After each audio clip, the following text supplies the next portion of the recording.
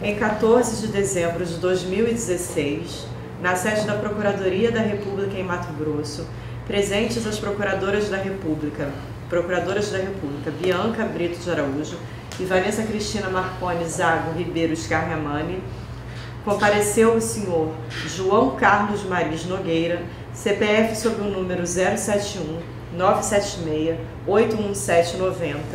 devidamente acompanhado por seus advogados Henrique Zelante Rodrigues Neto, OAB de São Paulo 276895, e Evaristo Augusto Pinheiro Camelo, OAB do Distrito Federal 25154, a fim de prestar depoimento em razão da celebração de acordo de colaboração com o Ministério Público Federal.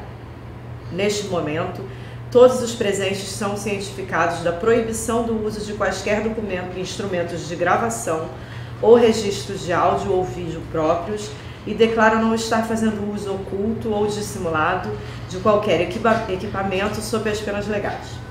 Observadas todas as cautelas de sigilo determinadas e atendendo aos ditames da Lei 12.850 de 2013, notadamente quanto ao disposto nos artigos 4 a 7º, pergunta ao senhor João Carlos Maris Nogueira. Os advogados ora presentes são os seus defensores legalmente nomeados para lhe assistir no presente ato? Sim, são. O senhor renuncia o direito ao silêncio, reafirmando o compromisso legal de dizer a verdade? Sim. O senhor pretende colaborar de forma efetiva e voluntária com as investigações e processos criminais nos termos firmados com o Ministério Público Federal? Sim. O senhor, junto de seus defensores, autoriza expressamente, está ciente do registro audiovisual do presente ato de colaboração? Sim. O senhor está ciente de que os efeitos da colaboração premiada dependem de um ou mais dos resultados previstos no artigo 4º da Lei 12.850 de 2013? Sim. O senhor, no tocante ao anexo 4, cujo tema versa sobre o apoio do ex-presidente Luiz Inácio Lula da Silva na discussão de garantias do financiamento a projeto de interesse da Odebrecht em Cuba, pretende responder às questões que lhe serão formuladas? Sim. Então vamos às questões. Bom, inicialmente, como já dito, o tema vai tratar da participação de Lula nessa discussão de garantias, né? Lá, de um financiamento ao projeto de interesse da Odebrecht a ser executado em Cuba, não é isso? Qual foi o período desse episódio? Olha, isso aconteceu entre os dias 24 e 27 de fevereiro de 2014. De 2014. E como que foi que esses fatos aconteceram? Houve uma visita do ex-presidente Lula a Cuba. Uhum. Eu fui convidado, enfim, a participar da visita. Estava em Havana quando o presidente Lula chegou. Você foi convidado por quem? Fui convidado pela empresa, fui designado pela empresa para, de fato, acompanhar a visita. Essa viagem foi puxada pela Norberto Odebrecht? Foi puxada pela empresa, pela Norberto Odebrecht. O presidente Lula fez uma palestra lá na época, né? E eu fui convocado a participar, porque de fato existia... Porto Mariel já estava completamente financiado nesse momento, mas existia, como a senhora bem mencionou, um outro projeto anexo ao Porto Mariel, que era a construção de uma zona franca industrial, anexa ao Porto, que a Odebrecht tinha interesse em realizar. Tinha sido provocada pelo governo cubano no sentido de assumir essa obra e desenvolver esse projeto. Só que na época existia uma discussão a respeito das garantias que poderiam ser providas, dadas por Cuba para acessar o financiamento brasileiro. Isso é um tema recorrente nos financiamentos de Cuba. Os financiamentos de Cuba sempre, enfim, pendiam de garantias e, como eu era o diretor de crédito e exportação, coube a mim explicar ao presidente Lula as alternativas que nós vislumbrávamos, nós, Odebrecht, para solucionar ou para contribuir na solução da questão das garantias. Naquele momento, doutor, nós tínhamos visualizado 4 possibilidades de 4 ou 5 alternativas para essas garantias. Notadamente, nessa época existia o programa Mais Médicos, né? O Brasil pagava a Cuba enfim, por esse programa, nós imaginamos naquele momento que parte das receitas que o Brasil devia a Cuba pelo programa Mais Médicos poderiam ser alocadas numa conta, garantia, para garantir o financiamento brasileiro. Isso não foi à frente porque o convênio não era um convênio bilateral, era um convênio com a OPAS, com a Organização Pan-Americana de Saúde, portanto era difícil. Era convênio entre países. Era difícil de estruturação. Concebemos, nesse momento, o Brasil também, o principal item da pauta comercial bilateral era a compra de medicamentos cubanos por parte do Brasil. Nós também imaginamos uma estrutura semelhante, né? Parte das receitas que o Brasil devia a Cuba poderiam ser alocadas numa conta, a garantia, de preferência no Brasil, porque havia essa questão de onde seria a conta, né? Os técnicos do governo brasileiro não queriam correr mais o risco Cuba. O que isso quer dizer? Que essa conta, a garantia, ficasse em Cuba, queriam fora de Cuba. Então, uma sugestão é que essa conta fosse no Brasil, que aí o governo, enfim, tinha acesso, poderia, e eram receitas. Isso também não foi muito à frente, porque dependia de fato de uma decisão de governo a governo. As negociações eram morosas e havia outras alternativas que a Odebrecht poderia, enfim, contribuir para o incremento dessas garantias. Quais eram naquele momento? A Braskem poderia comprar nafta. Cuba produz nafta, é uma matéria química petroquímica, uma matéria-prima da indústria petroquímica, a nafta. A Braskem é uma grande compradora de nafta no mundo inteiro, então o que nós imaginamos é que a Braskem poderia comprar a nafta cubana e depositar parte do dinheiro devido a Cuba, enfim, numa conta garantia para acessar o financiamento brasileiro. Pensamos isso como uma estruturação com níquel também, porque nesse momento havia interesse da Odebrecht e do governo cubano em que a Odebrecht pudesse explorar uma mina de níquel lá. Então o níquel poderia ser uma garantia robusta também, os recebíveis, né, da exploração desse níquel. E tínhamos pensado também em açúcar, porque na época nós participávamos de uma reestruturação, ou de uma tentativa da reestruturação da matriz energética cubana, e isso se dava por meio da produção de bioeletricidade a partir da queima do bagaço da cana, e havia produção de açúcar por consequência da cana.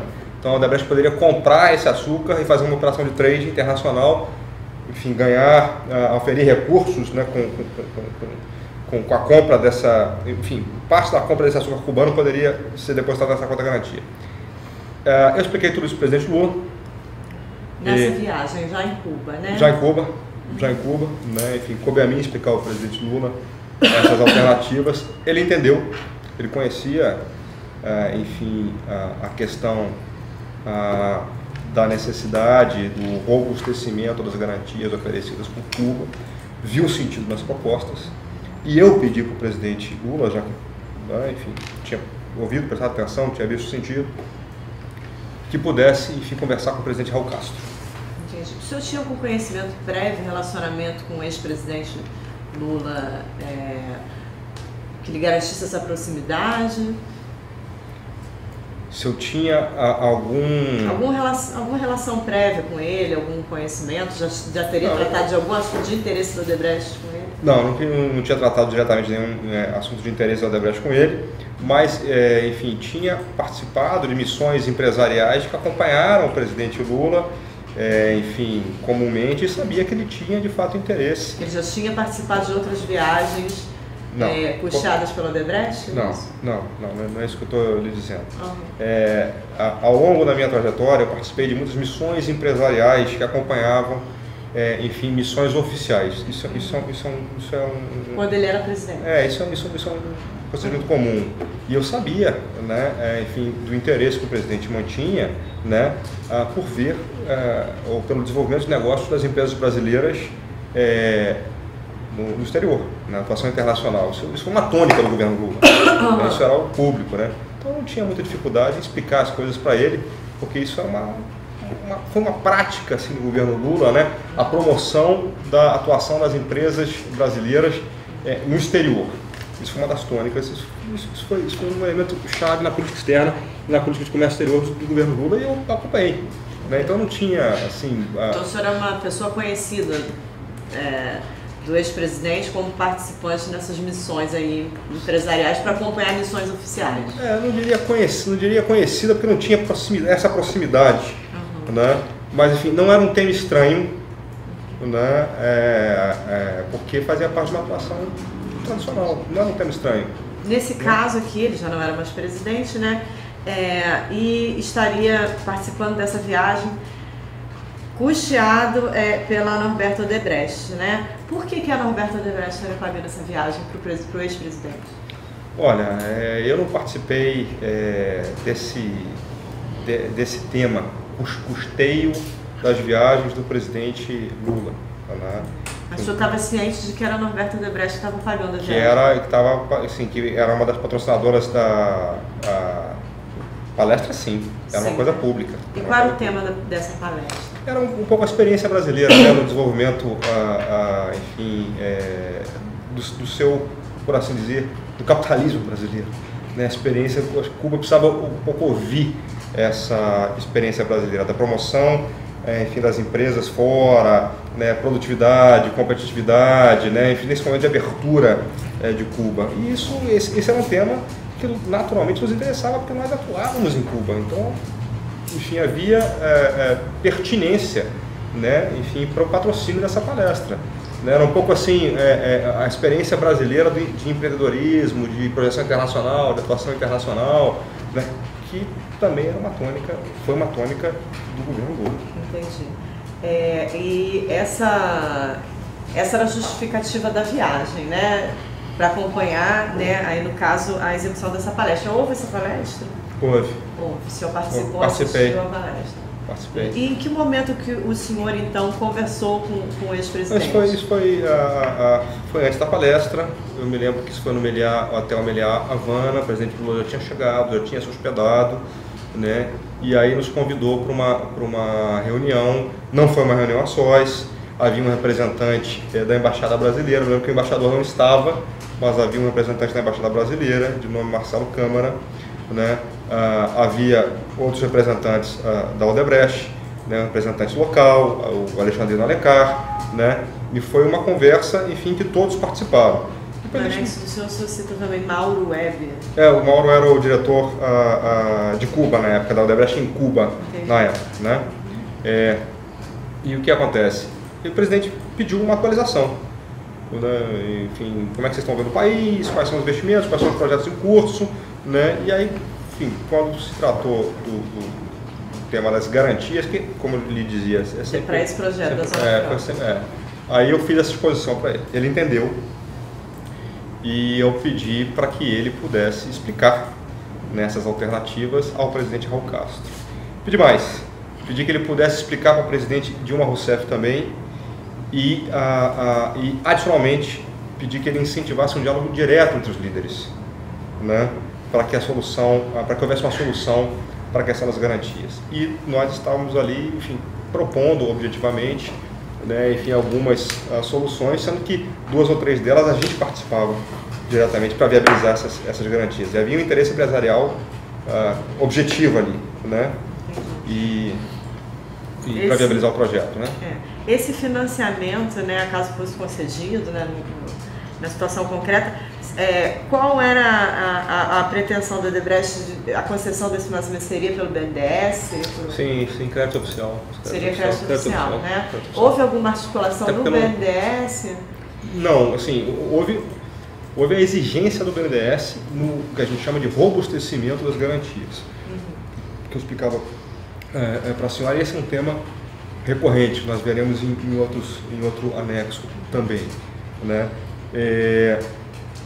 O BNDES queria garantias chamadas no mercado comumente garantias firmes, garantias robustas, repete-se muito essa expressão, ou seja, recebíveis, líquidos, tangíveis, né, de preferência depositados numa conta fora de Cuba para não correr o risco do país, né, sobre, enfim, a inspeção direta da estrutura, enfim, técnica, institucional brasileira, pudesse ver ali recebíveis. Por isso que a gente imaginou essa alternativa do NAFTA, essa alternativa do açúcar, essa alternativa do níquel, porque aí nós poderíamos, enfim, ser os compradores e com isso participar na estruturação. Participar da formulação dessa garantia robusta, sim. sendo interessado, né, Isso, porque o BNDES não queria mais conta em Cuba, né, não queria mais garantia que não fosse moeda forte, né, e nós estávamos, naquele momento, a ideia era endereçar essas demandas, era solucionar essas demandas e, de fato, estruturar alternativas. Então, eu pedi para o presidente Lula para explicar. Tinha que haver uma concertação, um acordo direto entre os líderes para destravar dos países, para destravar essa questão. Então, a gente estava levando as propostas de solução e estava pedindo para que fosse, de fato, debatido. Que ele pudesse explicar para um, para outro e colocar os dois em contato. Essa proposta de garantias, né, com essas 4 vertentes, possibilidades, mas assim, ela estaria assim, enquadrada também dentro do exigido pelos órgãos aqui públicos brasileiros para aprovação desse financiamento, como o COFIG? Eles eram para isso, eram para encontrar, para atender de fato essas exigências e essas demandas. Entendi. Né? Era para isso. Tá, e assim, esse encaixe, vamos dizer assim, dessa proposição com essas exigências desses órgãos, ele foi percebido, né, pela Odebrecht, enfim, esse conhecimento acerca do que era exigido. Como é que veio para o Odebrecht? Foi a expertise do trabalho mesmo, do dia a dia, da experiência, ou foi alguma informação privilegiada? Não foi não. Isso será dito muito diretamente, né, enfim, por todos os órgãos, né, quer seja pelos órgãos colegiados, né, o COFIG, a própria CAMEX em seu nível técnico, né, o COFIG, que é um colegiado eminentemente técnico, quanto pelo próprio banco, né, quer dizer, para se aumentar a exposição a Cuba, né, ao risco Cuba, ou seja, para se financiar mais projetos em Cuba, é necessário garantias mais sólidas. Estruturas, né? É natural do negócio. Porque existe uma preocupação, eu também não quero fazer aqui nenhuma defesa, mas apenas para explicar, existia de fato uma preocupação legítima com o melhor uso do dinheiro público. Qual é a melhor garantia para utilizar o dinheiro público? Né? Então, estava todo mundo buscando, de fato, essa estrutura. Né? E a gente entendia que nafta, açúcar, os recebíveis oriundos, né? Nafta, da compra da nafta, da compra de açúcar, depositados numa ESCO, materializavam essas garantias, atendiam